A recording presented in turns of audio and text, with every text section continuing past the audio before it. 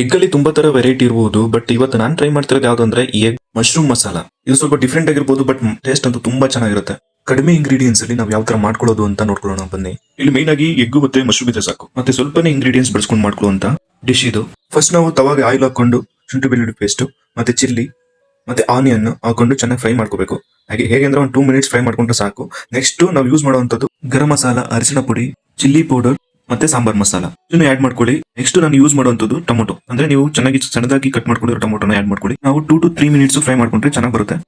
ಇದಾದ್ಮೇಲೆ ಫ್ರೈ ಆದ್ಮೇಲೆ ನೆಕ್ಸ್ಟ್ ನಾನು ಕಟ್ ಮಾಡಿ ಇಟ್ಕೊಂಡಿರುವಂತಹ ಮಶ್ರೂಮ್ ನ ಆಡ್ ಮಾಡೋಣ. ಇದು ಬಟನ್ ಮಶ್ರೂಮ್ ಅಲ್ಲ, ನಾರ್ಮಲ್ ಹಳ್ಳಿ ಕಡೆ ಸಿಗುವಂತಹ ಮಶ್ರೂಮ್. ಅದು ತುಂಬಾ ಟೇಸ್ಟ್ ಸಕ್ಕತ್ತಾಗಿರುತ್ತೆ ಅಂತ ನಾನು ಇದನ್ನ ಯೂಸ್ ಮಾಡ್ತಾ ಇದ್ದೀನಿ.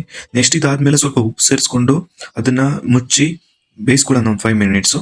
ಅದಾದ್ಮೇಲೆ ನಾನು ಕಟ್ ಮಾಡಿರುವಂತಹ ಎಗ್ ನ ಆಡ್ ಮಾಡ್ತಾ ಇದ್ದೀನಿ. ಎಗ್ ಆಡ್ ಮಾಡಿದ್ರೆ ತುಂಬಾ ಟೇಸ್ಟಿಯಾಗಿ ಬರುತ್ತೆ ಅಂತ ಇಲ್ಲಿ ನಾನು 5 ಎಗ್ ತಗೊಂಡಿದ್ದೀನಿ. ಅಡಿಷನಲ್ ಆಗಿ ಯಾವುದೇ ರೀತಿ ಮಸಾಲ ಬೇಡ, ಎಷ್ಟು ಸಾಕು. ಮತ್ತೆ ಲಾಸ್ಟ್ ನಾವು ಕೊರಿಯಾಂಡರ್ ಲೀವ್ಸ್, ಇದು ಲಾಸ್ಟಿಗೆ ಹಾಕಿದ್ರೆ ತುಂಬಾ ಟೇಸ್ಟ್ ಬರುತ್ತೆ. ಇಷ್ಟನ್ನೆಲ್ಲ ಆಡ್ ಮಾಡಿ ಒಂದು 2 ಮಿನಿಟ್ಸ್ ಮುಚ್ಚಿಬಿಟ್ಟು ಲೋ ಫ್ಲೇಮ್ ಅಲ್ಲಿ ಬೇಯಿಸ್ಕೊಳ್ಳೋಣ. ಎಲ್ಲ ಕಂಪ್ಲೀಟ್ ಆಗಿದೆ. ಇದನ್ನ ನೀವು ಚಪಾತಿ, ಪೂರಿ, ರೈಸ್ ಮತ್ತೆ ಪರೋಟ ಜೊತೆನೂ ಸರ್ವ್ ಮಾಡ್ಕೋಬಹುದು. ಈ ತರ ಮಶ್ರೂಮ್ ಸಿಗ್ಲಿಲ್ಲ ಅಂದ್ರೂ ನೀವು ಬಟನ್ ಮಶ್ರೂಮ್ ಯೂಸ್ ಮಾಡ್ಕೊಳ್ಳಿ, ತುಂಬಾ ಟೇಸ್ಟ್ ಆಗಿ ಬರುತ್ತೆ. ನೋಡಿ ಯಾವ ತರ ಎಷ್ಟು ಟೇಸ್ಟ್ ಆಗಿ ಅಂದ್ರೆ ನೀವು ನೋಡಿದ್ರೆ ಗೊತ್ತಾಗುತ್ತೆ. ಒಂದ್ಸರಿ ಟ್ರೈ ಮಾಡಿ ನೋಡಿ, ತುಂಬಾ ಟೇಸ್ಟ್ ಆಗಿರುತ್ತೆ. ಈ ವಿಡಿಯೋ ನಿಮ್ಗೆ ಇಷ್ಟ ಆಗಿದ್ರೆ ಪ್ಲೀಸ್ ಲೈಕ್ ಅಂಡ್ ಸಬ್ಸ್ಕ್ರೈಬ್ ಮಾಡಿ.